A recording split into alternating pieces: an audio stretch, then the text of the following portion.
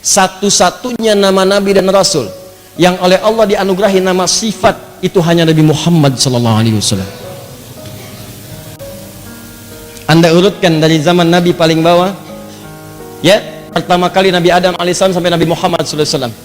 Tidak pernah akan Anda temukan nama sifat kecuali melekat pada Muhammad SAW. Muhammad sifat dari kata Mahmud, sifat mubalaghahnya Muhammad. Ahmad sifat dari kata Hamid, sifat mubalaghahnya Ahmad. Perhatikan baik-baik. Ada Al-Hami, ada Al-Kafi, ada Al-Mahi. Itu Nabi. Di semua yang melekat pada Nabi Muhammad, 5 nama yang paling populer, 3 di hadis, 2 di Quran, itu semuanya nama sifat. Hanya Nabi Muhammad SAW. Untuk menunjukkan semua kemuliaan berkumpul di Nabi yang terakhir ini. Anda urutkan dari awal sampai akhir, nggak akan Anda temukan. Muhammad SAW bin Abdullah bin Abdul Muttalib bin Hashim bin Abdul Manaf bin Qusay bin Murrah bin Kilab bin Ka'ab bin Ghalib bin Fir bin Malik bin Nadar bin Kinan bin Khuzaimah bin Mudrikah bin Ilyas bin Nizar bin Mudar bin Ma'ad bin Adnan bin Adi bin Adri bin Muqawwam bin Nahur bin Tari bin Ya'rub bin Yasub bin Nabit bin Ismail alaihissalam bin Ibrahim alaihissalam bin Adhar bin Nahur bin Abir bin Kinan bin Arfakhshad bin Sam bin Nuh alaihissalam bin Mihlain Matushana bin Kinan bin Anwas bin Tis bin Adam alaihissalam. Cari dari bawah sampai ke atas, tidak Anda temukan kecuali Nabi Muhammad SAW. Nah, kalau disebutkan nama Muhammad, berarti itu sifat yang melekat pada seseorang karena kemuliaannya secara sosial, hubungan dengan makhluk. Ya, Nabi yang penyayang, pada tumbuhan beliau sayang. Kata beliau kalau sedang ada peperangan, jangan rusak tanaman. Padahal kalau orang sedang perang itu kan emosi berkumpul. Emosi berkumpul, nggak ada orang pulang dengan perang dengan kasih sayang. Silahkan cek. Saya belum pernah temukan ada orang perang pakai kasih sayang, mustahil. Makanya di Quran surah ke-9 Al-Bara'ah, satu-satunya surah dalam Al-Quran yang tidak dibuka dengan bismillah. Yang lain pakai bismillah. Al-Fatihah sampai An-Nas bismillahirrahmanirrahim, kecuali At-Taubah. Kenapa At-Taubah tidak pakai bismillahirrahmanirrahim? Karena awal ayat At-Taubah adalah izin pembuka perang. Ketika umat pada situ dizalimi, nggak pernah balas. Ketika punya kemampuan, pertahankan dirimu, bukan untuk menyerang orang lain. Turunlah ayat izin. Bara'atum minallah. Sekarang mulai diizinkan kalian untuk mempertahankan diri. Turun, perang. Nggak pakai bismillah. Kenapa? Karena bismillahirrahmanirrahim kalimat sayang. Rahman kalimat sayang, puncak dunia. Rahim kalimat sayang, puncak akhirat. Dan nggak ada orang perang pakai sayang. Tembak, dor. Maaf ya, nggak ada. Izin nembak ya, kalau sakit maafin aja. Udah, nggak ada. Ya, tapi dalam suasana itu kata Nabi, jangan rusak tanaman. Coba lihat, rumput-rumput pertahankan, jangan diinjak. Tanaman-tanaman pertahankan, jangan kemudian dicabut, jangan dilukai. Itulah Muhammad.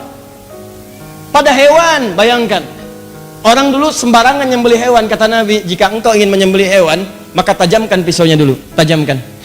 Apa tujuannya? Jangan sakiti hewannya, percepat penyembelihannya. Tarik, set, sekali. Ini bukan berkali-kali begini. Kata Nabi, idza dzabhtum fa ahsinu dzibhah. Kalau Anda akan menyembelih, maka baguskan sembelihan. Ya, tajamkan, dan saat menyembelih, menajamkan pisaunya pun jangan di hadapan hewannya. Jauhkan. Jadi bukan hewannya dipanggil. Kandidat selanjutnya, oh siap-siap ya, sabar. Nanti babai cepetin, ya kan? Itu gak boleh. Jauhkan. Sembelih, habis. Itulah Muhammad. Pada manusianya luar biasa. Ketika ditanya Sayyidah Aisyah, kaifa kana khuluqu Rasulullah sallallahu alaihi wasallam? Jawabannya kana khuluqul Quran. Pada tetangganya yang mulia, pada musuhnya, Anda bayangin aja dah. Teman-teman tinggal di komplek, diusir dari komplek. Pernah ada yang lemparin, pernah ada yang caci maki, pernah macam-macam, diusir.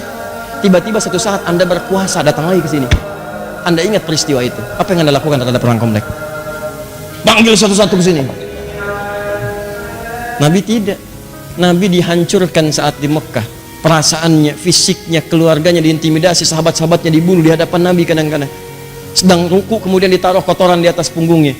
Ketika akan lewat dicaci maki, pergi ke Taif dilempari dengan batu, darah keluar dari tubuhnya yang sangat mulia. Diusir oleh kaumnya, meninggalkan tempat yang dicintainya, sampai berbalik ke belakang saat berada di Jarwal. Ya Makkatu anti ahbu madinatin fi qalbi, laula amarani rabbi an uhajir lama taraktuki. Mekah, engkau kota yang sangat kucintai dalam hatiku. Kalau Allah nggak perintahkan aku hijrah, nggak akan aku tinggalin. Wafat pun nggak ada masalah di situ. Cuman karena Allah perintahkan aku pergi, diusir. Tiba-tiba ketika balik lagi ke situ dalam suasana Fathu Makkah, kekuatan sudah banyak, mudah bagi Nabi untuk menumpas orang yang pernah membunuh sahabatnya, menzalimi kawannya, menzalimi diri beliau. Apa yang beliau katakan? Antum mutlaqa, kalian dimaafkan pada hari ini. Yang pergi ke masjid aman, Yang pergi ke rumah Abu Sufyan, aman. Yang mendekat ke sini, aman. Antum saya bebaskan seperti Yusuf membebaskan saudara-saudaranya. Muhammad sallallahu alaihi wasallam. Itulah Muhammad. Tapi ketika disebutkan dengan Ahmad hanya sekali dalam Al-Quran, itu teman-teman bentuk isim tafdil, sighah mubalaghah dari kata hamid. Tidak pernah disebutkan hamid dalam bahasa Arab kecuali menunjuk kemuliaan seseorang yang punya sifat ibadah yang kuat kepada Rabbnya. Hubungannya vertikal, hablum minallah. Yang tadi hablum minannas horizontal, yang ini hablum minallah vertikal. Hamid, kalau sekali, misal rajin tahajud tapi belum mampu puasa sunnah dengan konsisten, hamid. Rajin puasa sunnah belum mampu baca Al-Quran bagus tiap harinya, hamid. Tapi kalau orang ini tahajudnya bagus, lama, baca Qurannya bagus, puasanya rajin, maka dirubah kalimatnya dari hamid menjadi Ahmad. Kenapa Nabi Isa menyebut Nabi Muhammad dengan nama Ahmad? Untuk memberikan pesan kepada umatnya. Umatnya itu menduga Nabi Isa Nabi terakhir. Karena di kitab itu pada saudara ramalan. Apa ramalannya? Beritanya akan lahir Nabi terakhir, punya sifat sayang luar biasa kepada orang-orang sekitarnya. Sedangkan Nabi Isa punya sifat yang sama dengan Nabi Muhammad, penyayang. Ajarannya ajaran kasih. Makanya pengikut Nabi Isa itu meneruskan ajaran kasih. Cuman belakangan tauhidnya kemudian diselimpangkan, bukan kepada Allah, kepada yang lain. Tapi ajaran sayangnya masih ada. Sayang, berbagi, sayangi dan sebagainya. Banyak riwayat-riwayat itu. Nah, umatnya menduga ini Nabi terakhir. Kata Nabi Isa, bukan saya Nabi terakhir itu. Kenapa bukan menyebut Muhammad? Kalau menyebut Muhammad maka sifatnya sama dengan Nabi Isa pada saat itu. Tapi beliau menyebut satu sifat yang tidak ditemukan pada nabi-nabi yang lain. Kata beliau Ahmad. Walaupun beliau ini dijamin masuk surga, dibebaskan dari maksiat, maksumun minal maksiyah, madmunun bil jannah, tapi ibadahnya tidak akan bisa disaingi oleh nabi-nabi sebelumnya. Ahmad. Apa buktinya? Disebutkan di Al-Bukhari nomor hadis 2008, paling kanan sebelah bawah di kitabnya, riwayat Sayyidah Aisyah radhiyallahu taala anha. Datang 3 orang sahabat, Hudzaifah al-Yamani, Ubay bin Ka'ab, Abdullah bin Mas'ud radhiyallahu taala anhum, ja'u ila sayyidati Aisyah radhiyallahu taala anha. Fasalu an sifati salatin Nabi sallallahu alaihi wasallam. Mereka bertanya tentang sifat salat malamnya Nabi sallallahu alaihi wasallam. Apa jawaban beliau? Perhatikan kalimatnya. La tas'alu an husnihinna wa tulihinna. Tidak usah dipertanyakan bagaimana panjang dan bagusnya salat Nabi itu, panjang dan bagusnya. Jangan ditanya, diterangkan. Yusolli arba'an thumma arba'an thumma thalathan. Nih memang cuma 4 4 3. Kalau di rumah saya 4 4 3. Di Sayyidah Maimunah 2 2 2 2 2, ujungnya 1. Nanti ada lagi di tempat lain beda lagi. Di tempat saya 4 4 3. Cuma jangan ditanya bagus dan panjangnya. Penasaran, besoknya diikutin. Seperti sering saya kisahkan kisah ini. Begitu diikuti kata Hudzaifah, betul kata Sayyidah Aisyah. Gak usah ditanya. Bacaannya indah. Begitu berhenti di ayat doa, berhenti doa dulu. Begitu sampai di ayat surga, mohon supaya umatnya ke surga. Begitu berhenti di ayat neraka, lama berlindung supaya umat masuk neraka. Tak terasa olehku ternyata Nabi ruku sudah 100 ayat Al-Baqarah. 100 ayat rakaat pertama. Kata Abdullah bin Mas'ud, aku pun pengen lihat bagaimana rasanya. Besoknya ikut lagi di belakang Nabi sholat. Kemudian sampai di ayat ke-100 itu aku duga akan ruku, ternyata nyambung Al-Baqarah sampai selesai 286 ayat. Tapi nikmat. Mungkin sekarang saatnya ruku, nyambung Ali Imran 200 ayat. Mungkin sekarang saatnya ruku, nyambung An-Nisa 176 ayat. Baru setelah itu beliau ruku. Besoknya semua tidak ikut lagi. Tapi kata Ibnu Mas'ud, bukan karena capeknya, karena indah, gak terasa. Mau seluruh Quran dibacakan pun enak aja salatnya. Cuman aku itu sering menebak di posisi mana beliau akan ruku supaya bisa aku amalkan di kemudian hari. Jadi begitu merasa akan ruku gak jadi, merasa akan ruku gak jadi. Aku khawatir terganggu khusyukku karena perilakuku sendiri. Maka besok aku berpisah, tapi aku punya kesimpulan salatnya lama dan tenang. Itu biasa, kata Sayyidah Aisyah, itu masih biasa. Saya bangun ngelihat Nabi kaki bengkak. Salat belum tuntas, kaki udah bengkak.